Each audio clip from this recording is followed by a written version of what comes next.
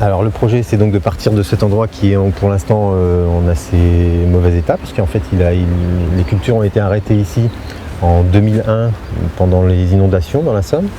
C'est le réaménagement de toute cette zone des ortillonnages, une zone de 2 hectares, d'un peu plus de 2 hectares, de la transformer en jardin paysager, avec l'optique de montrer qu'on a la possibilité donc de réaliser un jardin paysager en utilisant des techniques respectueuses de l'environnement. On est ici quand même dans un lieu, les ortillonnages, qui était réservé au maraîchage. Et en fait, on voudrait le réaménager en faisant un site ouvert au public. Le projet ici a un volet j'espère pas être trop ambitieux en disant ça, mais de dynamisation du maraîchage dans les ortillonnages. C'est-à-dire que nous, on a ici, on répond à une des volontés dans les ortillonnages, une des volontés de Terre de Liens, qui est de dynamiser le tissu agricole en périurbain pour essayer de faire en sorte qu'on mange les légumes qui poussent à côté de chez nous.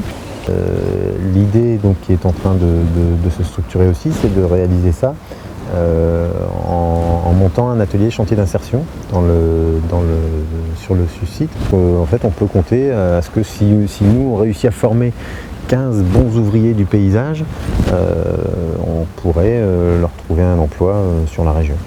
Il y a une cohérence sur toute la ligne du projet en fait. C'est un projet de valorisation d'un espace porté par beaucoup de monde, qui intéresse socialement beaucoup de monde aussi, et qui pourrait avoir un débouché économique intéressant.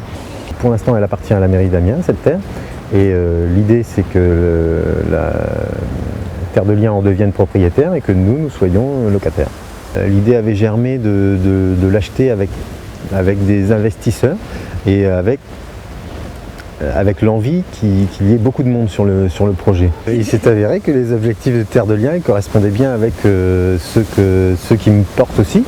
Et en fait, je ne savais pas qu'existait une structure bien montée, bien ficelée et puis efficace, et qui réfléchissait à ces problématiques-là depuis déjà longtemps.